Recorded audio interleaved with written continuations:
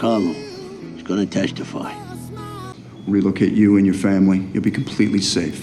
In the final episode of The Sopranos, Tony learns that Carlo Gervasi is likely flipped. In part 1 of this video, I talked about how Carlo would likely enter witness protection. Fuck that honor and loyalty shit. But even with a cooperator like Carlo, the government doesn't automatically win. Look, trials are there to be won. And I'm going to insert some special Sopranos humor here to get my points across. Not laughing, Neil. I'm going to show examples from throughout the show with various characters in addition to Carlo to demonstrate different elements of defense strategies. RICO. Is he your brother? Attacking the Enterprise. You don't ever admit the existence of this thing. Demonstrating that the organization, in this case, the Mafia, lacks a true hierarchical structure. Family. I told you. They're a glorified crew. I mean, if my dad still controlled all the crime in North Jersey like your dad does now... There's no mafia. There's no such thing as a mafia. I said Jackie's dad was a loan shark. Some defense arguments could be the DiMeo family wasn't an organized crime family, as prosecutors claim. The as yet unsolved execution-style slaying of Soprano family associate Brendan Filone. No as yet, apparently. Brendan Filone, associate, soldier? Legitimate businesses and family relationships don't automatically establish a criminal enterprise. I'm in a waste management business. Everybody immediately assumes you're mobbed up. Disputing conspiracy liability. Being the boss, or being the alleged boss, doesn't automatically make Tony responsible for everything that happens. But you think they control every slime ball and illegal gun in like 100 communities? You know the feds. You give someone the time of day, it's a criminal conspiracy. These guys acted without his approval. In fact, certain crimes may have been concealed from him. You got any coffee? There's a skip. What'd you do, rob a bank? Back in business, D. Whoops. Paulie. What? It was an accident. You come to my house. What did you call me? Prosecutors must prove that he knowingly participated in the criminal enterprise. If we think of certain examples on the show where crew members acted on their own or made decisions without Tony's direct involvement, this would be a defense. Bill!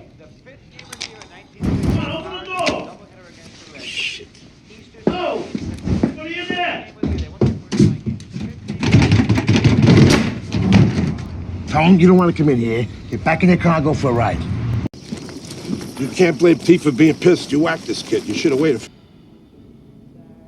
Fiber optic shit. So you knew it was gonna be boosted? No. Well, yeah. You should see the floor tiles, though. That got delivered to the job site. Go ahead. The main takeaway is that leadership alone isn't enough. The government still has to prove Tony's knowing participation in the criminal enterprise and the predicate offenses that are being charged.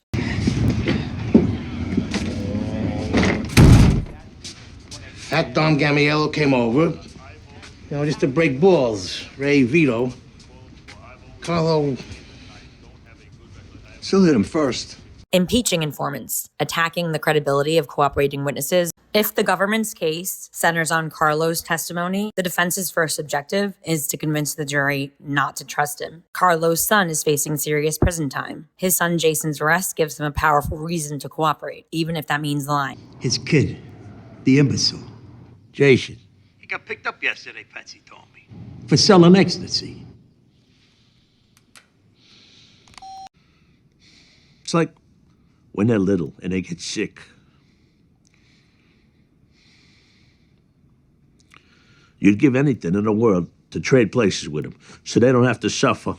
In cross-examination, the defense may highlight Carlo's own criminal history or record, his willingness to lie for personal gain, any inconsistencies between interviews and testimony. Root canal. They got me on oxycodone. My whole fucking head is numb. Maybe Carlo's just desperate for his next fix or doesn't know what he's saying because he's too high on oxy. And the benefits that Carlo's receiving from the government in return for his testimony. You know, besides getting to watch as much TV land as he wants, disproving the pattern, challenging the required predicate offenses. Now, what counts as a predicate act under RICO? There's a long list, including murder, extortion, bribery, illegal gambling, loan sharking, mail and wire fraud, witness tampering, obstruction of justice, drug trafficking, money laundering, and arson, to name a few. So from a defense perspective, this is why attacking each predicate offense individually can be effective. If you can convince the jury that several key predicate acts haven't been proven beyond a reasonable doubt, you can undermine the government's ability to prove the required pattern of racketeering for these RICO charges in the first place, even if the jury believes that some criminal conduct occurred, or that there is, in fact, the existence of the mafia. Okay, I know this is a really painful time for you, but your brother's best friend was an Israeli ex-dealer. Gismonte with a G. The kid who died, right? Well, you never heard of him? Huh. Well, him and his friend Matthew Bevilacqua were around with Multisanti.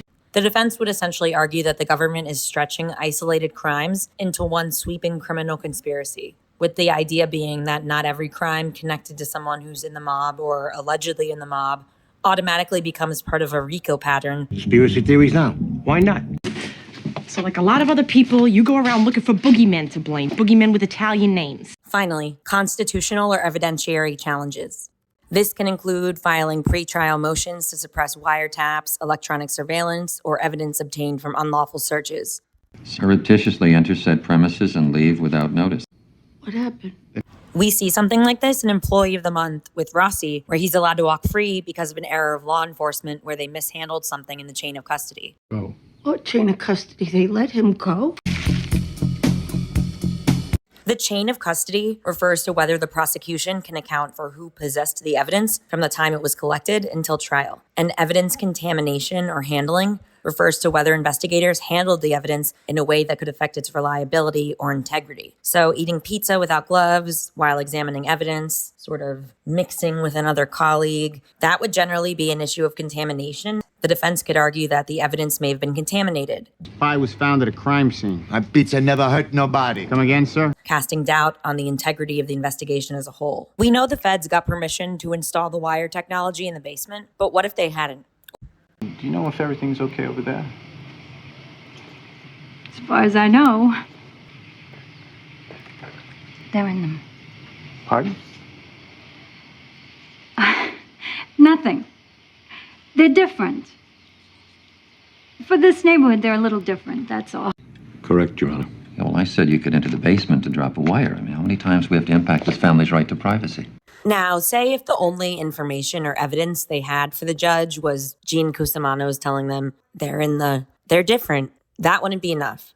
First, when the home is empty, we enter to take sound levels, determine where to best place the wire. Once that's decided, the listening device will be fabricated, and we will re-enter to install it. Well, see that they limit both entrances to the basement only. It's not a Better Homes and Garden store. Finally, to bring everything together, even with Carlo's cooperation, Tony's attorneys would attack from multiple fronts. Carlo's credibility, the existence of a criminal enterprise. It's a stereotype, and it's offensive. Whether there is a true pattern of racketeering, Tony's individual involvement and awareness. I didn't hurt nobody. And the admissibility of the government's evidence.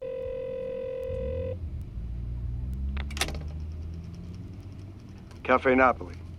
George, it's Anthony. I just left your friend, the son. And keep in mind, the defense does not have the burden of proving that Tony's innocent. The government has the burden of proving to the jury, beyond a reasonable doubt, that Tony Soprano is guilty of the crimes for which he's charged. So now we've talked about Carlo deciding to flip to save his son, going into witness protection, and some RICO defenses that Neil could use at trial to defend Tony Soprano. Next time, we're going to go to trial, and we're going to see just how Neil would cross-examine Carlo on the stand. Thanks for watching. Stay tuned for the next video, and I'd love to hear from you. So frankly, were I you, I might actually consider laughing. Or rub a hunchback's hum. You know, Quasimodo predicted all this. Or something. In your ass,